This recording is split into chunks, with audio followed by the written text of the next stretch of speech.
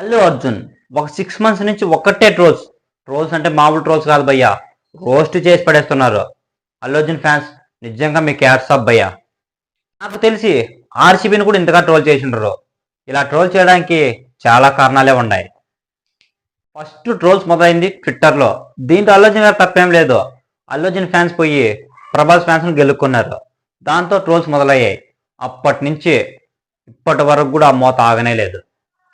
ఎవడి పని వాడు చేసుకుని ఉంటే ప్రపంచమంతా ప్రశాంతంగా ఉండేది. పనులు చేదూర్చి ఆయన ఇబ్బంది పెట్టి ఇది పెట్టి మనం చేయక. నెంబర్ 2, అల్లు అర్జున్ ఫ్రెండ్ కోసం ప్రచారం చేయడానికి పోవడం.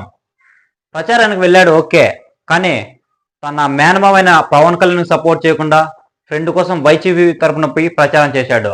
దాంతో మెగా ఫ్యాన్స్ అల్లు ఫ్యాన్స్ మధ్య ఒక వార్ క్రియేట్ అయింది. ఆల్మోస్ట్ అంతా సర్దుకునిందనంగా అప్పుడు చేశాడు భయ్య అల్లు అర్జున్ మిస్టేక్ నెంబర్ 3. ఏదో మూవీ ప్రీలీజ్ ఈవెంట్కి పోయి అక్కడ నాకు ఇష్టమైతే నేను వెళ్తా అని ఒక ఏదో స్పీచ్ చెప్పాడు భయ్య. అప్పటి నుంచి మెగా వర్సెస్ అల్లు వార్ మరింత విపరీతంగా మారిపోయింది.